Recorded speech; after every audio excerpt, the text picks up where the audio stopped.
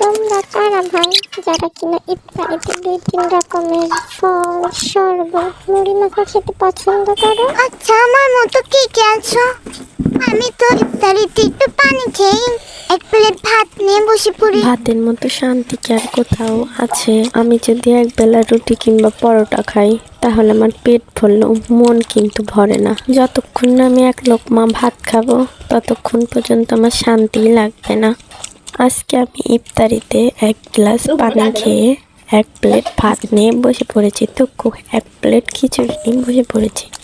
আম্মু আজকে মজা করে খিচুড়ি রান্না করছিল, সাথে ছিল বেগুন ভর্তা, মুরগির মাংস ভুনা, বেগুন ভাজি আর শসা। আমি তো মজা করে আজকের ইফতারটা করেছি। আমার ইফতারিতে ভাত ছাড়া একদম চলে না।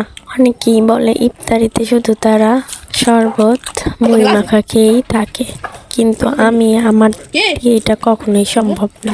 আমার মতো কে কে আছো যাদের ইফতারিতে ভাত ছাড়া চলে না? আমি আগে ভাত খাবো, তারপরে মুড়ি মাখা খাবো।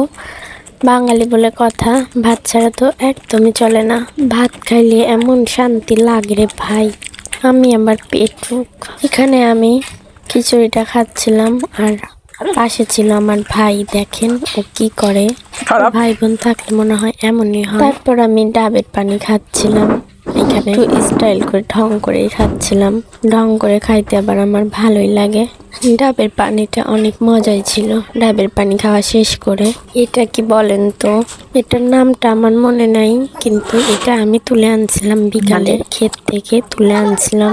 আম্মু সেদ্ধ করে দিছে, খাইতে কিন্তু অনেক মজা। এটার নাম মনে হয় কলাইয়ের ফল, মনে নাই আমার ঠিক। তারপরে এখানে আমার ভাই বাজার থেকে একটা চিকেন চাপ কিনে আনছিল, সেইটা খাচ্ছিলাম। এটা খাইতে অনেক মজা ছিল। আসলে রোজা থেকে তো বেশি কিছু খাওয়া যায় না, তাই অল্প কিছুই খাইলাম। এটা খাইতে অনেক মজা ছিল। এরপর এখানে ডাব খাচ্ছিলাম, এরপর নিজেদের গাছের বড়ই খাচ্ছিলাম। ছিল আজকে আমার ইফতারির পর খাওয়া দাওয়া।